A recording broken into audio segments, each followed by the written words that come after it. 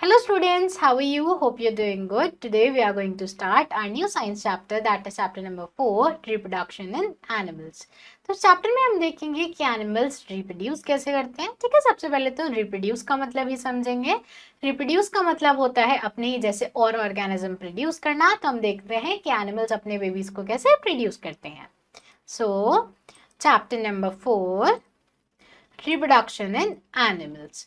इस चैप्टर में हम क्या क्या पढ़ने वाले हैं. इस चैप्टर में हम पढ़ेंगे reproduction, animals that give birth to offspring and animals that lay eggs. Fine. Now identify the young ones given in the following pictures and name them. आपको इन यंग वंस को आइडेंटिफाई करना है और उनका नाम लिखना है. जैसे कि सबसे पहले है किटन, एंड हॉर्स के बेबी को हम बोलते हैं फोल, एक लाइन के बेबी को हम बोलते हैं कब, और ये है एक चिक. Fine. Now, reproduction. If they don't produce more of their own kind, they will have nobody to represent them in the future. Therefore, in order to continue their race, animals produce young ones. The process by which living things produce their offspring is known as reproduction. Life would not have existed on Earth if living beings did not reproduce. तो animals अपने ही तरीके के और organism produce करते हैं. ठीक है, क्योंकि अगर वो नहीं होते तो उनको रिप्रेजेंट करने वाला कोई नहीं होता. ठीक है, क्योंकि एक टाइम पर आने के बाद सारे लिविंग बींग्स मर जाते हैं. तो वो लिविंग बींग मर जाते हैं और उनके जैसा कोई भी लिविंग बींग अर्थ पर नहीं रह जाता. तो ऐसा ना हो इसलिए सारे लिविंग ऑर्गेनिज्म क्या करते हैं, रिप्रोड्यूस करते हैं. ठीक है, अगर लिविंग ऑर्गेनिज्म रिप्रोड्यूस नहीं करते तो अर्थ पर लाइफ एग्जिस्ट नहीं करती. ठीक है, और एक ऐसा प्रोसेस जिसमें लिविंग ऑर्गेनिज्म अपने ऑफस्प्रिंग को, अपने बेबीज को प्रोड्यूस करते हैं, उसको हम रिप्रोडक्शन बोलते हैं. We can group animals into those that give birth to their offspring and those that lay eggs that eventually hatch into offspring. तो एनिमल दो तरीके के होते हैं. कुछ ऐसे एनिमल्स होते हैं जो डायरेक्ट बेबी को बर्थ देते हैं, और कुछ ऐसे एनिमल्स होते हैं जो बेबी को बर्थ नहीं देते हैं, वो एग ले करते हैं और उस एग में से बेबी निकलता है. ठीक है, for example, human beings, cow, buffalo, etc. give birth to the young ones. Bird, fish, frog, hens, etc. lay out egg of which young ones hatch. तो ह्यूमन बीइंग, काउ, बफलो और cat एक baby को birth देते हैं, और birds, हैन क्या करती हैं, फिश क्या करती हैं, एग ले करती हैं, जिस एग में से बेबी निकलता है. ठीक है, animals that give birth to offspring. अब हम ऐसे एनिमल के बारे में पढ़ते हैं जो कि ऑफस्प्रिंग को बर्थ देते हैं, एक बच्चे को जन्म देते हैं. Mammals like cow, dog, cat, rat, sheep, goat, horses, monkey, elephant, etc. give birth to young ones.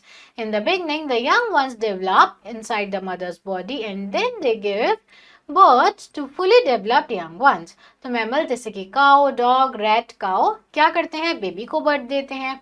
जो बेबी है वो मदर की बॉडी में डेवलप होता है. जब वो पूरी तरीके से डेवलप हो जाता है तो वो मदर की बॉडी से बाहर आ जाता है. ठीक है, मदर उसको बर्थ दे देती है. Some baby take a longer time than others to grow inside their mother's body. Mice take 3 weeks and human babies take 9 months. तो जो बेबीज हैं अलग अलग ऑर्गेनिज्म में अलग अलग टाइम लेते हैं ग्रो करने के लिए. जैसे एक माइस का बेबी 3 हफ्तों में ग्रो कर जाता है, जबकि एक ह्यूमन बेबी 9 मंथ्स में ग्रो करता है. When baby mammals are born, they feed on their mother's milk. Milk provides everything the baby needs to grow. तो जब एक बेबी मैमल बॉर्न होता है वो अपनी मदर के मिल्क पर फीड करता है. मदर के मिल्क में वो सारी चीजें होती हैं जो बेबी को ग्रो करने के लिए चाहिए.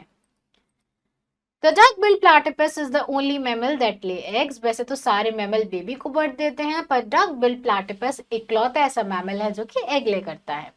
When the young ones hatch out of eggs, they feed on their mother's milk like other mammals young ones.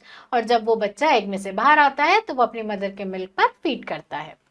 Mammals have following features. Mammal के और क्या क्या फीचर्स होते हैं. They have a highly developed brain. Mammal का brain ज्यादा developed होता है. Their bodies are covered with hair or fur to keep them warm. Mammals की बॉडी पर हेयर होते हैं, फर होते हैं. They maintain a constant body temperature despite changing climatic conditions. That's why they are called warm-blooded animals. तो इनका जो body temperature है वो मेंटेन रहता है, इसलिए इनको वार्म ब्लडेड एनिमल्स भी बोला जाता है. Mammals have 4 limbs. They may have 2 legs, 2 arms, 4 legs और pair of flippers और fins.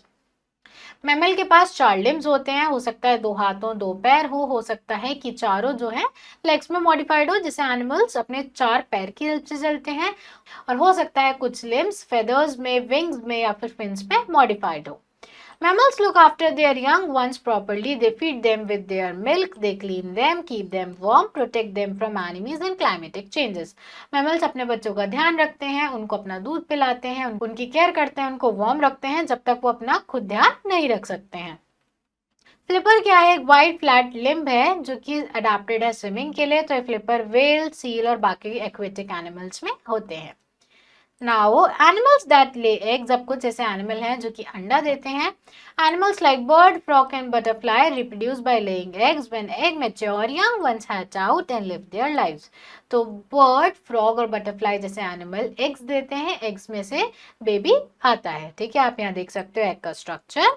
एग में एक योक है, शेल मेम्ब्रेन है, एयर शेल है और व्हाइट कलर का पार्ट है जिसको हम एल्ब्यूमिन बोलते हैं। ठीक है, now birds, all birds reproduce by laying eggs. An egg has a hard, protective outer shell. Within the shell there is white jelly-like substance called albumin. सारे birds जो हैं अंडा देती हैं, ठीक है, अंडे पे बाहर शेल होता है, शेल के अंदर एक white कलर का substance albumin होता है। Inside the albumin is a thick yellow liquid called yolk. It contains food for growing chick or embryo. Birds lay insect in nest. The parent sits on the egg to give warmth. This is known as incubation. With enough warmth, the eggshell breaks and a young one come out. This is called hatching of egg. When the baby birds come out of the egg, it cannot fly. Parents take care of the baby bird until it can fly. तो अब इस albumin के अंदर एक yellow colour का substance होता है जिसको हम योग बोलते हैं, जो कि बेबी को फ्रूट प्रोवाइड करता है, एम्ब्रियो को फूड देता है। ठीक है, बर्ड्स क्या करते हैं? बर्ड्स एग देती हैं एक नेस्ट में, उन एग्स के ऊपर वो बैठती हैं, अपने एग्स को वार्म करती है और इसी प्रोसेस को बोलते हैं इंक्यूबेशन। जब एग्स को इनफ वार्मथ मिल जाती है तो एग में से बच्चा बाहर आ जाता है। जो बच्चा है ना उसको कुछ खाना आता है ना उड़ना आता है, तो बर्ड उसकी केयर करती है। Next is insects. Insects also reproduce by laying eggs. The young ones of some insects are different from their adults. They undergo many changes and grow into new adults. This process is known as metamorphosis. Insects like butterfly and cockroaches reproduce in this way. Insect भी अंडे देते हैं, उनके जो young ones होते हैं वो अपने पेरेंट से थोड़े से अलग दिखते हैं। ठीक है, बटरफ्लाई और कॉकरोच ऐसे ही रिप्रोड्यूस करते हैं। तो इसमें क्या होता है, जो यंग वंस हैं थोड़े चेंज होकर फिर अडल्ट की तरह दिखते हैं, अपने पेरेंट की तरह दिखते हैं। तो इसी चेंज की साइकिल को हम मेटामॉर्फोसिस बोलते हैं। The butterfly lay eggs on leaf.